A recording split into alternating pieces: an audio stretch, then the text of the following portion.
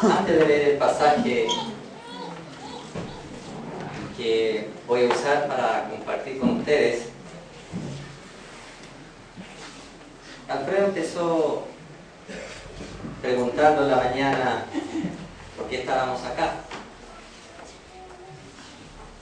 Y es importante sacudirnos a veces de preconceptos, de ideas que se van estructurando a través del tiempo. Quiero decir de que Dios, nuestro Padre, no es un Dios religioso. El Señor Jesucristo no es religioso. Nuestro Dios no es un Dios de reuniones. Nuestro Señor es, por naturaleza, muy práctico. Y quiero decir con convicción absoluta que Dios te ama, que Cristo te ama y que Él conoce nuestros más profundos pensamientos, que Él conoce cómo le queremos amar, cómo queremos vivir en santidad delante de su presencia. Y Él sabe cómo sufrimos cuando pecamos, o cómo nos sacudimos cuando pensamientos sucios, pensamientos que sabemos que no tienen nada que ver con Él, nos afectan. Lo que hemos gustado del Señor, odiamos el pecado. Amén. Amén. No queremos saber nada que ofenda a nuestro Dios. Él valora que estés aquí en esta mañana. Fíjate, tuve una conversación con Nelson por teléfono y desde ese momento me quedó esta frase: gozosamente radicales. Gozosamente radicales. Miren, el que estemos acá es una muestra de esa radicalidad. Qué alegría, hermanos, es tener la convicción, a ver cómo digo, canciones más, canciones menos, reuniones más, reuniones menos. Nuestro Dios amorosamente está trabajando en la vida de cada uno de nosotros. Amorosamente, con paciencia de Dios. Con paciencia de Dios, digo, porque nosotros no somos tan pacientes. Primera de Corintios, capítulo 2.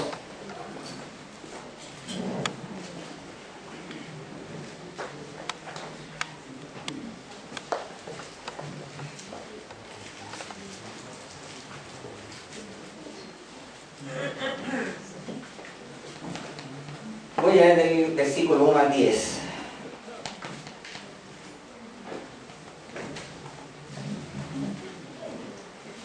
Yo mismo, hermanos, cuando fui a anunciarles el testimonio de Dios, no lo hice con gran elocuencia y sabiduría. Me propuse más bien, estando entre ustedes, no saber de cosa alguna, excepto de Jesucristo y de este crucificado. Es más, me presenté ante ustedes con tanta debilidad que temblaba de miedo. No les hablé ni les prediqué con palabras sabias y elocuentes, sino con demostración del poder del Espíritu, para que la fe de ustedes no dependiera de la sabiduría humana, sino del poder de Dios. En cambio, hablamos con sabiduría entre los que han alcanzado madurez, pero no con la sabiduría de este mundo ni con la de sus gobernantes, los cuales terminarán en nada. Más bien exponemos el misterio de la sabiduría de Dios, una sabiduría que ha estado escondida y que Dios había destinado para nuestra gloria desde la eternidad. Ninguno de los gobernantes de este mundo lo entendió, porque de haberlo entendido no habrían crucificado al Señor de la gloria. Sin embargo, como está escrito, ningún ojo ha visto, ningún oído ha escuchado, Ninguna mente humana ha concebido lo que Dios ha preparado para quienes lo aman.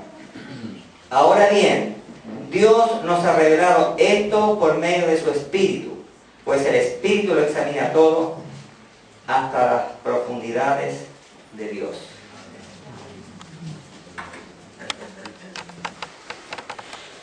Hay un tema, el tema central, lo que más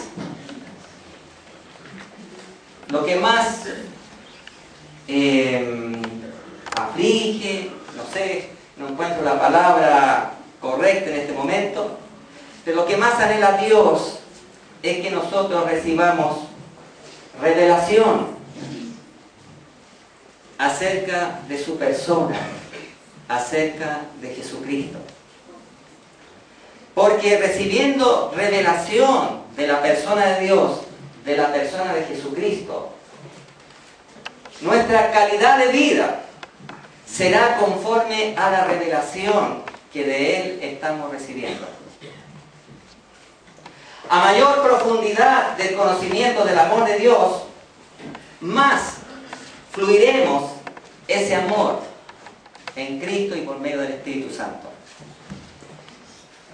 Y esta esencia de Dios, esta esencia de la palabra de Dios, de la verdad de Dios, de lo que necesitamos conocer, se encuentra ¿dónde?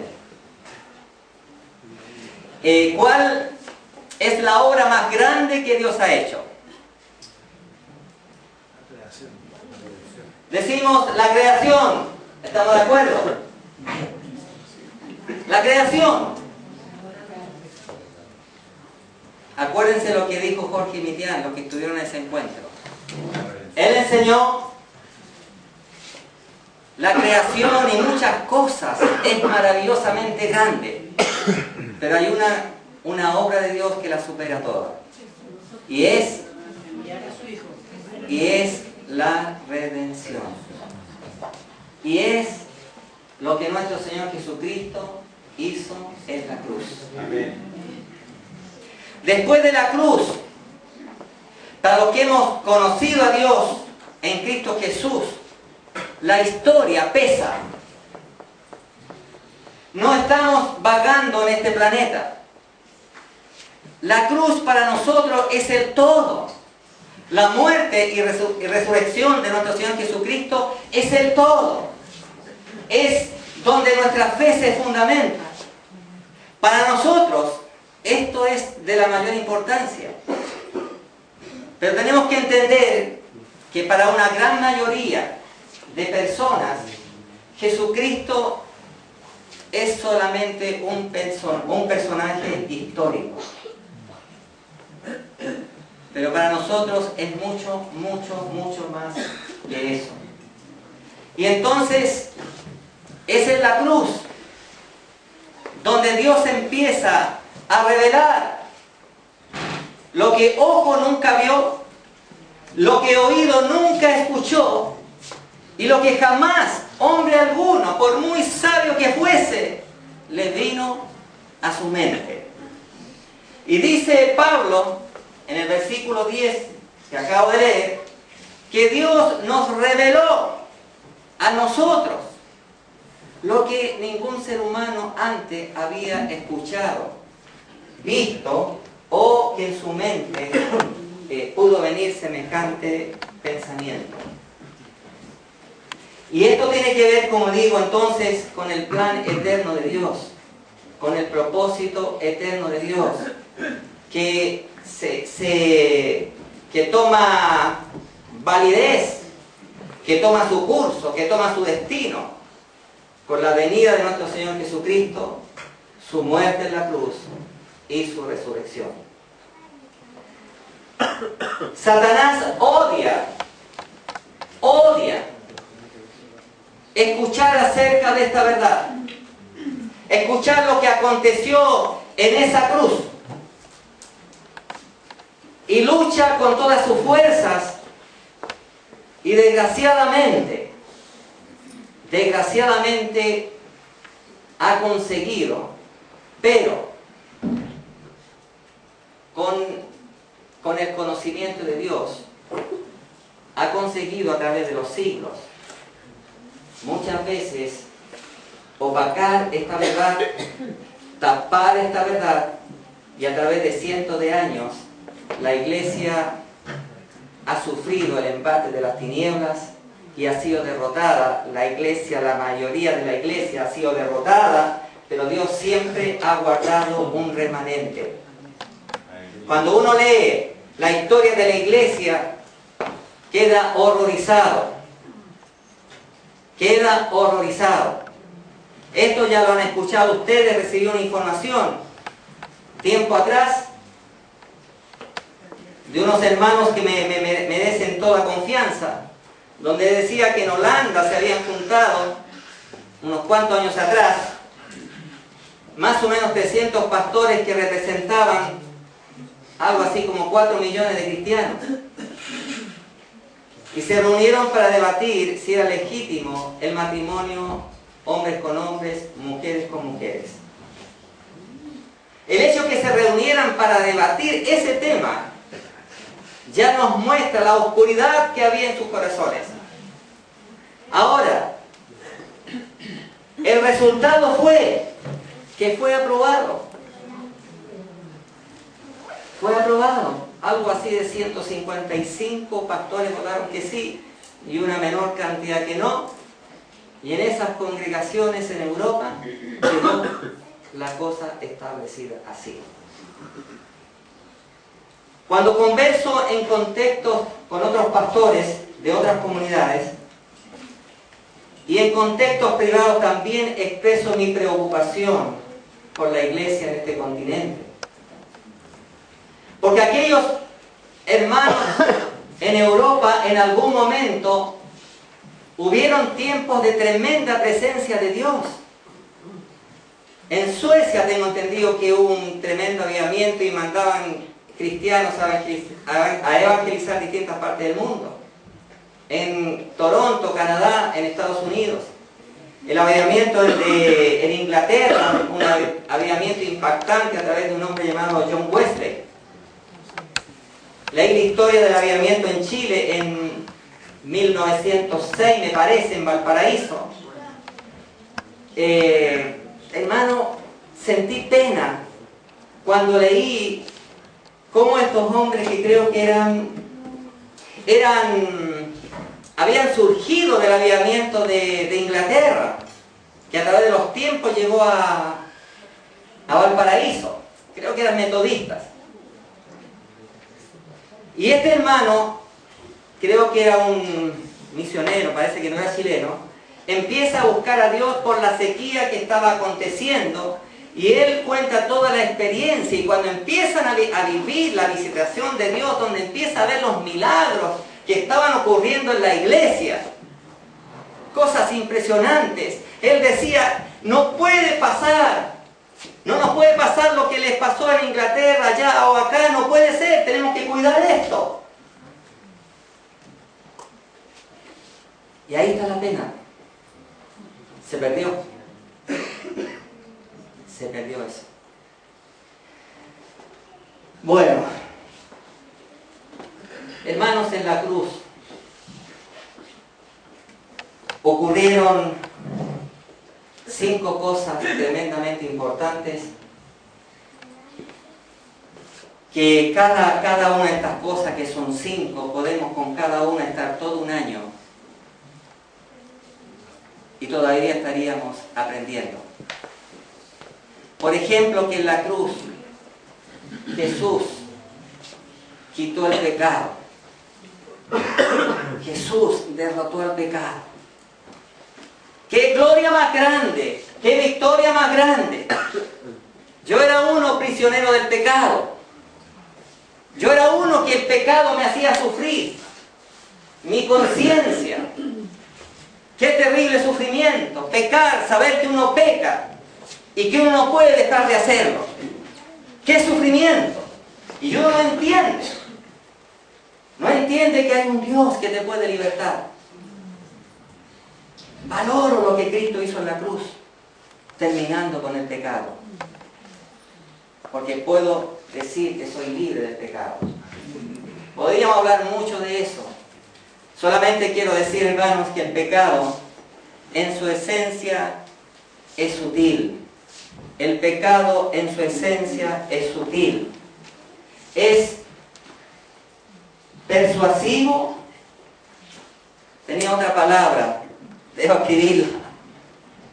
Pero el pecado es sutil y persuasivo. Y esa persuasión tiene sabor grato. Cuando la serpiente, cuando Satanás tentó a Eva, fue sutil. La conversación fue tan inocente. Fue persuasivo. Pero también en esa persuasión había un encanto. De tal manera que ahora Eva, cuando mira el fruto prohibido, nunca lo había visto así. Hermano, hermana, el pecado en su esencia es sutil, persuasivo. Sutil como que no tiene ninguna importancia. Si esta cosa es algo chiquitito. No, ¿qué más da? Una mentira chiquitita. Cuidado con el pecado que en su esencia es sutil. Bueno, Jesús clavó el pecado en la cruz, lo derrotó y todos los que estamos en Él estamos libres de la tiranía del pecado. Somos libres. ¿Amén? Amén. Lo segundo que Jesús hizo en la cruz es que derrotó al diablo. ¿Cómo Satanás no va a odiar el tema de la cruz? Si fue la derrota más grande que sufrió Él. Lo que era una victoria total, había matado al Hijo de Dios, fue su derrota eterna. Eterna. Odia la cruz y odia a todos aquellos que hemos sido beneficiados por la cruz. Entonces, Satanás está derrotado. Hermanos, ¿está Satanás bajo los pies de Cristo? ¿Bajo la autoridad de Cristo? Miren acá tengo a Satanás, Jesús, y ahí está Satanás aplastado bajo mis pies. ¿Es así o no? Amén. ¿Cuáles son los pies de Jesús? La iglesia. La iglesia. Cristo es la cabeza de su cuerpo, que es la iglesia. Y Satanás entonces está bajo la autoridad de Cristo y bajo la autoridad de la iglesia. Entonces nosotros no tenemos que temer a Satanás. Y una recomendación. A veces yo escucho en algunas situaciones, en hermanos o hermanas bien intencionados o intencionadas, que cuando hay un problema, aquí hay una cuestión muy grande. Aquí hay una cuestión, pero puede ser que sea un problema serio. Pero si Dios es por nosotros, ¿hay algo más grande que eso? No. Somos más que vencedores. Y vamos a enfrentar la situación que sea con la fe en nuestro Señor y la victoria es nuestra. Entonces, no sobredimensionemos a Satanás. Dios es el Todopoderoso. Cristo es el Todopoderoso. Y Él nos ha dado victoria. Y si tú estás aquí, es porque Satanás no te ha podido derrotar. ¿Cuántas veces Satanás ha intentado dejarte a ti tendido en el camino? A mí muchas veces. A veces Dios permite cosas difíciles. A Pablo muchas veces intentaron matarlo. Era Satanás tratando de matarlo, pero no lo logró nunca. Y Pablo, aún en la cárcel, ¿cómo lo usó Dios? Qué bendición fue él hasta el día de hoy.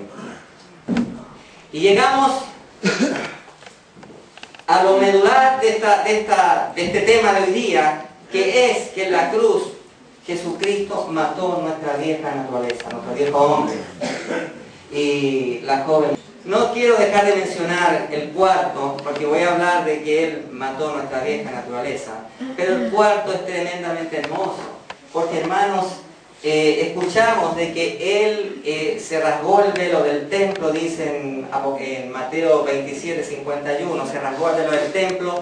Ese velo producía separación, ese velo por años, cientos de años, le decía al pueblo judío que nadie podía llegar a la presencia de Dios. Ningún ser humano podía llegar a la presencia de Dios a causa del pecado. Pero cuando se rasgó el velo, las cosas cambiaron. Ahora, hermanos, por favor, un poco de información de lo que ocurría en la cultura judía. Imagínense ustedes que cuando un hombre pecaba, iba con el sacerdote y tenía que llevar un corderito y poner la mano en la cabeza del cordero y confesaba el pecado. Y en ese momento el pecado de ese hombre pasaba al cordero. Y entonces el sacerdote mataba el cordero. La paga del pecado es la muerte. Y una vez al año se hacía lo mismo, pero ahora por los pecados de todo el pueblo. Entonces, una vez al año, y era una expectación tremenda cuando el sacerdote entraba al lugar santísimo. Había expectación en el pueblo. Imagínense los miles que estaban ahí. ¿Irá a salir vivo el sacerdote? ¿Estará en santidad? ¿La ofrenda será acepta a Dios?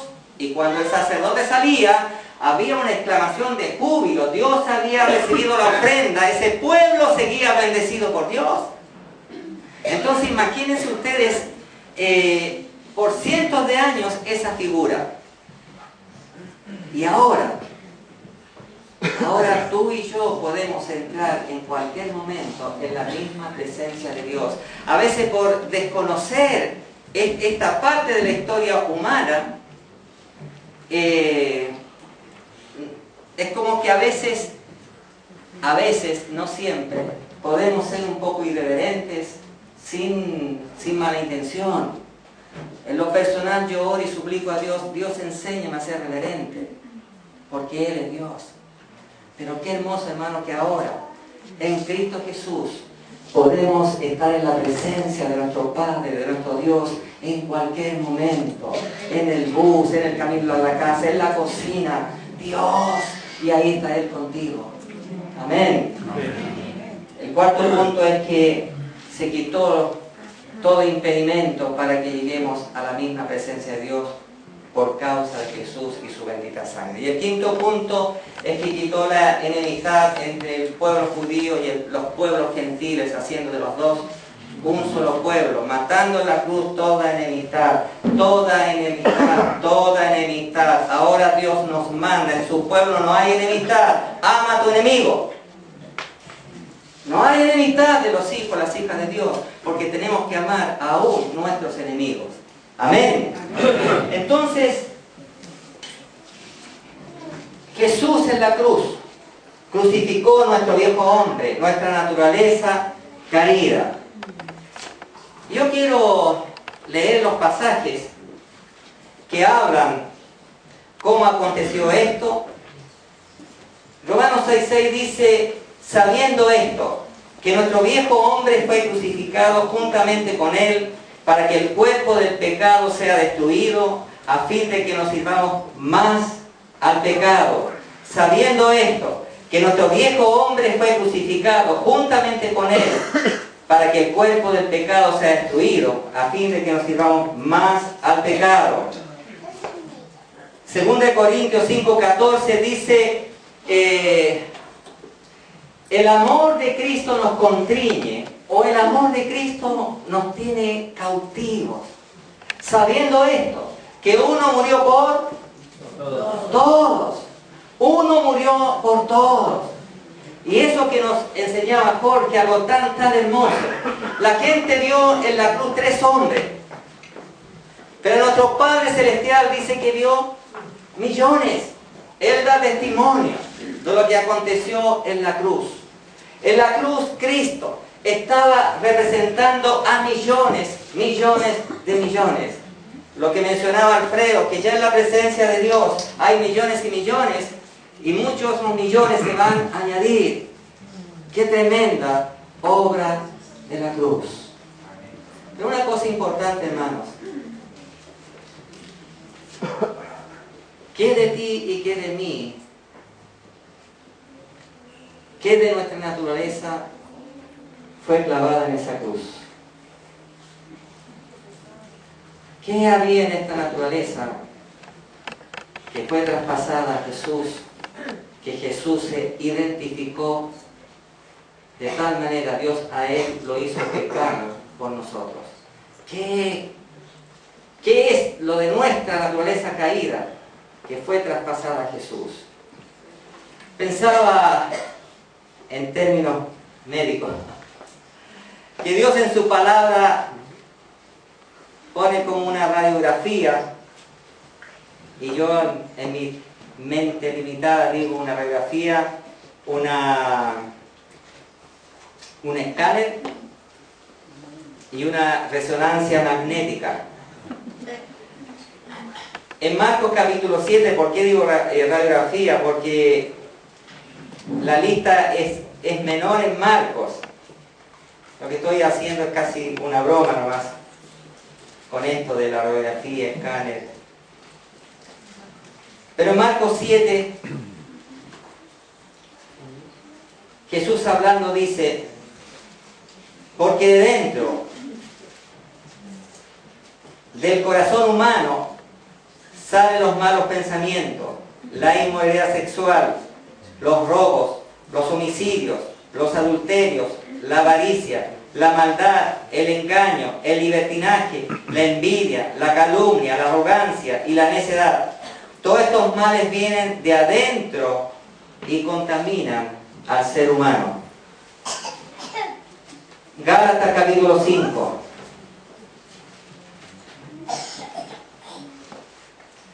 Desde el verso 19. Las obras de la naturaleza pecaminosa se conocen bien, son evidentes.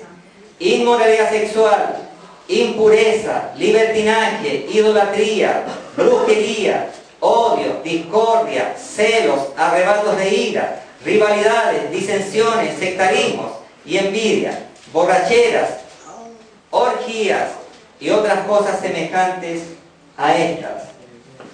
Romanos capítulo 1. Esta es nuestra naturaleza caída. Esta es la naturaleza que Cristo crucificó. Romanos capítulo 1. En este pasaje está claramente establecido el comportamiento, la raíz de por qué hay homosexuales y por qué hay lesbianas. Aquí está, Dios lo dice claramente. Y nosotros debemos posesionarnos de lo que Dios dice, para que con gracia y con amor podamos plantear lo que Dios dice cuando nos plantean este tema, argumentando la parte humanitaria. Nosotros tenemos que decir, esto es lo que Dios dice, pero Dios ama y quiere salvar. De paso quiero decir que un homosexual, una lesbiana, no es más pecadora que cualquier otro ser humano que no conoce a Cristo. ¿Amén? Amén. Muy bien. Desde el versículo 18. Porque la ira de Dios se revela desde el cielo contra toda impiedad e injusticia de los hombres que detienen con injusticia la verdad. Porque lo que de Dios se conoce les es manifiesto, porque Dios se lo manifestó. Porque las cosas invisibles de Él, su eterno poder y deidad, se hacen claramente visibles desde la creación del mundo, siendo entendidas por medio de las cosas hechas, de modo que no tienen excusa. Pues habiendo conocido a Dios, no le glorificaron como a Dios, ni le dieron gracia, sino que se envanecieron en sus razonamientos y su necio corazón fue entenebrecido. Profesando ser sabios se hicieron necios y cambiaron la gloria del Dios incorruptible en semejanza de imagen de hombre corruptible, de aves, de cuadrúpedos y de reptiles. Versículo 24, versículo 26 y versículo 28 está hablando de estas desviaciones sexuales. Versículo 24. Por lo cual también Dios los entregó a la inmundicia en la concupiscencia de sus corazones, de modo que deshonraron entre sí sus propios cuerpos, ya que cambiaron la verdad de Dios por la mentira, honrando y dando culto a las criaturas antes que al Creador, el cual es bendito por los siglos. Amén. Versículo 26. Por esto Dios los entregó a pasiones vergonzosas, pues aún sus mujeres cambiaron el uso natural por el que es contra naturaleza.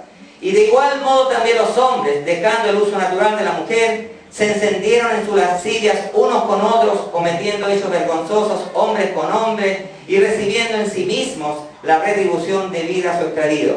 Y como ellos no aprobaron tener en cuenta a Dios, Dios los entregó a una mente reprobada para hacer cosas que no convienen, estando atestados de toda injusticia, fornicación, perversidad, avaricia, maldad, llenos de envidia, homicidios, contiendas, engaños y malignidades, murmuradores, detractores, aborrecedores de Dios, injuriosos, soberbios, altivos, inventores de males, desobedientes a los padres, necios, desleales, sin afecto natural, implacables, sin misericordia, quienes habiendo entendido el juicio de Dios, que los que practican tales cosas son dignos de muerte, no solo las hacen, sino que también se complacen con los que las practican.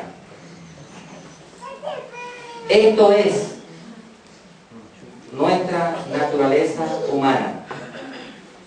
Esta es la naturaleza que Cristo crucificó en la cruz. ¿A alguien le queda deseo de separarse de Cristo?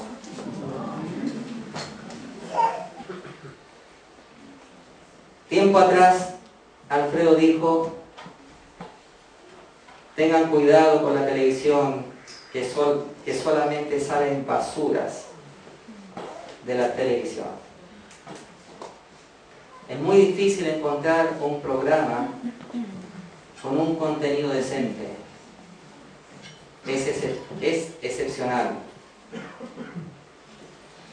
La mayoría de los programas televisivos alimentan esta humanidad caída. Yo había leído años atrás un libro que hablaba, aquí lo tengo, les vuelvo a decir, escúchenme con paciencia, no es algo de Lito Faría, yo creo que esto viene de parte de Dios. Este libro lo leí tiempo atrás y no lo encontré buenísimo. Es un sociólogo, Pablo Neos, y hablaba de los efectos negativos de la televisión, de tal manera que él sostiene que la actual cultura es producto de esa basura que fluye del televisor. Dice la cultura huachaca, la cultura huacha, la cultura antivalórica, la cultura que no tiene, es tan guacha que no tiene rumbo, no tiene cobertura.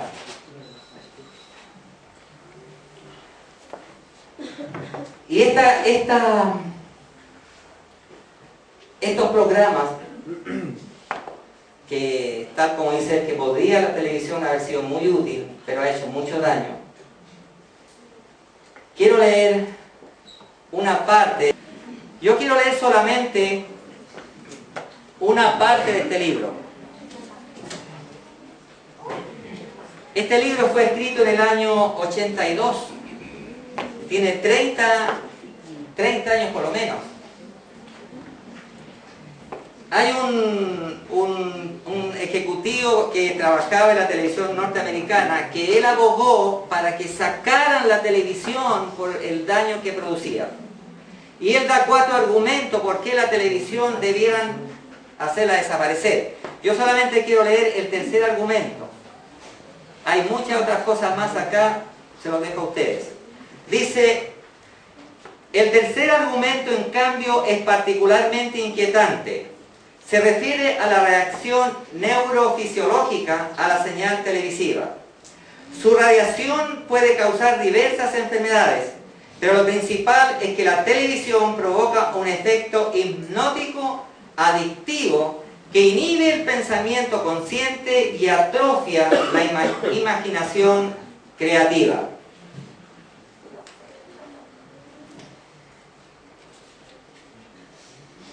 Otra cosa importante que dice que,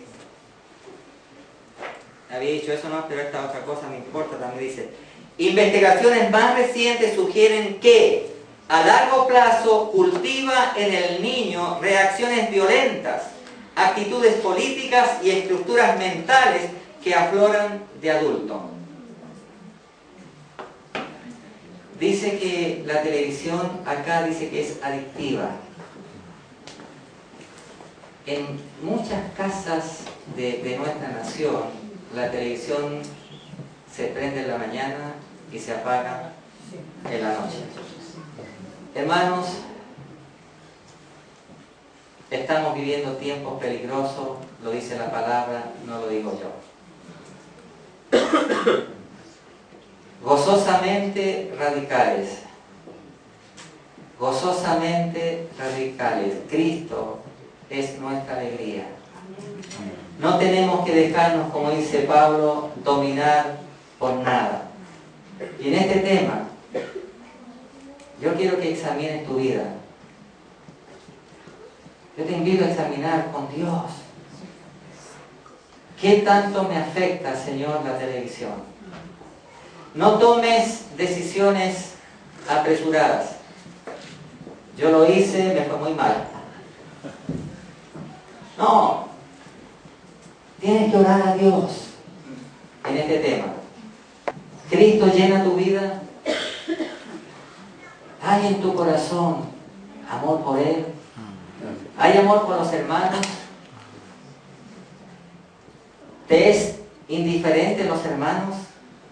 ¿Te da igual si un día vienes o no vienes? Examina tu vida. Si le das más tiempo al televisor que al Señor, yo te aseguro que tu vida no es espiritual. Si tú le das más tiempo a la televisión, a los programas de televisión, más tiempo que a la lectura de la palabra, más tiempo que a tu comunión con el Señor, yo te aseguro que tu vida no es espiritual. Y si es así, Satanás puede tener ciertas libertades para zarandearte. Hermanos, lo que nosotros vivimos es lo más grande. No hay palabra para expresar la gloria, la grandeza que significa que Jesucristo se haya fijado en ti y se haya fijado en mí. No hay nada que se le compare. Él no puede competir con nada. No puede ninguna situación, cosa, competir con Él. Él debe ser gozosamente lo primero en nuestra vida. Amén. Y en eso lo primero es amarnos los unos a los otros. Es poner amor en todo lo que hacemos, en el diario vivir. En nuestra vida no puede haber rutina. Hermanos, en nuestra vida no puede haber rutina. El que trabaja se debe levantar contento. ¿Por qué? Porque va a servir a Jesús. Colosenses 3 dice que no tienes un patrón humano. Dice que trabajas para el Señor. ¿Dice o no dice? Entonces debe ser un gozo. Ir al trabajo. Señor, voy a trabajarte allá. Voy a hacer luz. Voy a bendecir. Señor, hay una palabra para alguien. Para Juanita, para ese compañero que está allá. Entre paréntesis. Los hombres eviten evangelizar hermanas en el trabajo. Si estás interesado en evangelizar a alguien en el trabajo, involucra a tu esposa. Es hombres con hombres, mujeres y mujeres. Los hombres, cuidado con una amistad demasiado profunda en el trabajo, con mujeres. Compañía de trabajo y punto. Nada de ir a tomar un café a solas. Siempre en compañía de alguien más. Lo mismo los hombres, lo mismo las mujeres. Debemos ser prudentes. Debemos ser prudentes. En la naturaleza de los no convertidos, el diablo puede infiltrarse fácilmente y tenderte una trampa. En mi experiencia, así ha sido. Hombres que empezaron evangelizando se terminaron besándose y llegando más allá en algunos casos, y viceversa. Hay que ser prudentes. Tenemos que ser santos. Tenemos que ser sabios. Entonces, hermanos, Cristo mató en la cruz nuestra horrible naturaleza. Tenemos una deuda de amor con Él, que es de santificarnos, guardarnos, apartarnos de todo aquello que no tiene nada que ver con Él. Termino diciendo que para los creyentes se terminaron las reuniones sociales. Con los incrédulos, lo digo con respeto, con los que no creen al Señor, si no está de por medio que queremos evangelizarlos. No puede ser que si tenemos amistades, no puede ser que no esté en nuestros corazones cómo llegamos con Jesús a sus vidas. Todo aquel que no tiene a Cristo va derecho al infierno. Tenemos que entender eso. Hermanos, tenemos que creer lo que la palabra dice. En Juan capítulo 3 dice que el que no nace de nuevo no puede ver ni entrar al reino de Dios. ¿Dice o no dice? Romanos 8:9 dice que el que no tiene el Espíritu de Cristo, el Espíritu Santo, no es de Cristo. Y si no es de Cristo, ¿entrará en el reino? No importa, hermanos, las apariencias que las personas puedan tener. Lo que Dios dice, eso es. Eso es. Debemos amar. En nuestro corazón solamente tiene que haber salvación. Ver una persona, una amistad con alguien que no conoce al Señor y debe ser, yo digo en broma, un cliente para el Señor. Una persona que se relaciona contigo y no conoce al Señor, debemos de alguna manera llegar a esa persona. Amén. Entonces gocémonos que somos nuevas criaturas en Cristo. Jorge siempre nos decía que todos los días, cada rato, estoy en Cristo, estoy en Cristo, estoy en Cristo, fui crucificada con Él, mi viejo hombre murió con Él, he nacido con Él, soy nueva criatura, tengo el Espíritu Santo, soy hijo de Dios, soy hija de Dios. Que no se nos olvide, todos los días. Y entonces, lo que Dios quiere, gozosamente radicales, Cristo, la alegría de cada corazón nuestro. Amén.